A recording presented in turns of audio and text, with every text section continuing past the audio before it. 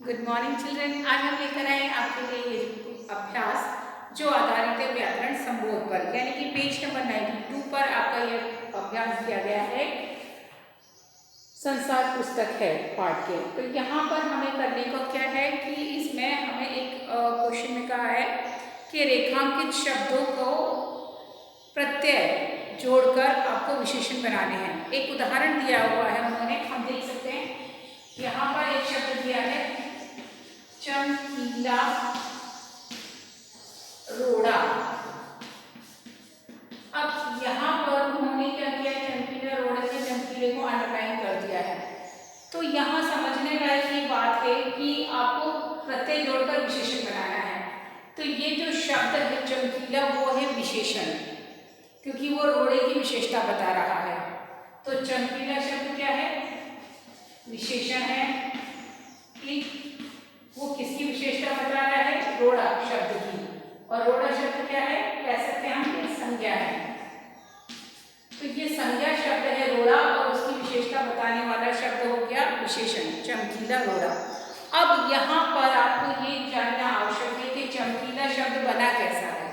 जब हम इसको देखते हैं, इस चमकीले शब्द को, तो हम देखते हैं चमक प्लस यानी धन कीला, तो मिलकर बनता है चमकीला।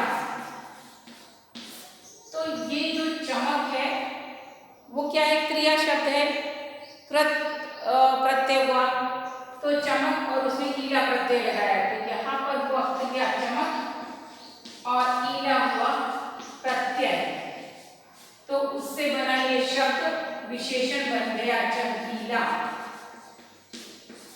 तो यहाँ उन्होंने यही समझाने का प्रयास किया है कि चमकीला रोड़ा वाक्य में आया है, तो आपने कहा कि रोड़ा संज्ञा शब्द है और उसका विशेषण हुआ चमकीला। अब चमकीला जो खुद शब्द है वो ईला प्रत्यय लगकर बना हुआ है। उसका वास्तविक शब्द था चमक, जो कि एक क्रिया शब्द था, चमकना से बना था, और उसमें ईला लगा दिया तो वो चमकीला बन गया और विशेषण का रूप लिया।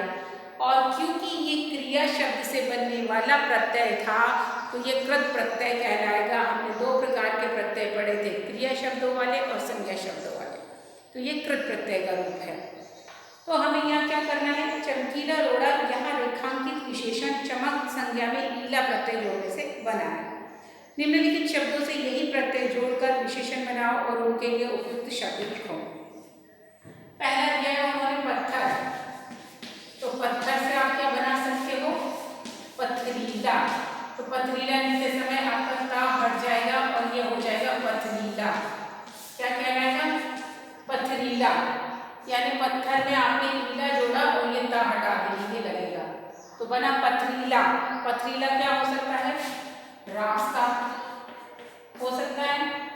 दूसरा आपने कहा कांटा, तो यहाँ पर कांटा में अगर आप कांटा में ईला लगाओगे तो कांटा ईला हो जाएगा, तो इसमें कांटा में से ये मात्रा हटेगी, ये हटेगा, तो क्या बन जाएगा, ये कटीला। कटीला, तो कटीला क्या हो सकता है, पेड़। पथरीला रास्ता, कटीला पेड़। फिर आया रस, रस से बन जाएगा, रस में तो आप सीधे ही ईला जोड़ सकते, तो बन जाएगा रसीला। तो रसीला फल, रसीला आम।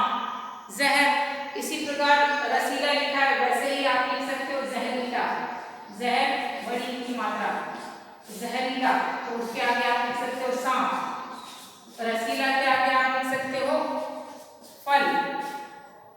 तो इस प्रकार आप क्या लिख सकते हो, पत्थर से आपने क्या बना दिया, पथरीला। कांटे से बना दिया कटीला, रस से बना दिया रसीला और जहर से बना दिया जहरीला। तो इस प्रकार हमें ये देखना है कि क्रिया या संज्ञा शब्दों में प्रत्यय शब्दों को जोड़कर जो शब्द बनते हैं वो विशेषण के रूप में प्रयोग किए जा सकते हैं। तो यही अभ्यास हमने किया है। तो आपको भी कोई भी शब्द दिया जा सकता है और आपसे उसे विशेषण बनाने के लिए कहा जा सकता है। तो आपको पता होना चाहिए कि प्रत्यय कौन से होते हैं, किस प्रकार शब्दों में लगाए जाते हैं। तो ये अभ्यास आपको प्रत्यय और भाववाचक विशेषण दोनों के बीच में अंतर और उनका प्रयोग करना सिखाएगा। तो विशेषण का भी अभ्यास कीजिए। विशेषण क्या होते हैं, जो संज्ञा सर्वनाम की विशेषता बता रहे हैं, और प्रत्यय क्या होते हैं, जो शब्द के अंत में जुड़ते हैं और प्रत्यय जुड़कर ही कोई शब्द विशेषण का रूप ग्रहण कर सकता है। यहाँ हमने ये उदाहरण दे दिए। ये अभ्यास आप चाहे तो अपने टेक्स्ट बुक में यहीं पर दिए गए इसमें स्थान में लिख सकते हैं और चाहे तो कॉपी में भी लेखबद्ध कर सकते हैं। तो कीजिए अभ्यास, और व्याकरण तथ्य हैं इसलिए इनको समझने का प्रयास जरूर कीजिएगा। कोई भी डाउट हो तो हमसे पूछिए, और आगे के अभ्यास के साथ हम आपसे फिर मिलेंगे। तब तक के लिए टेक केयर, बाय।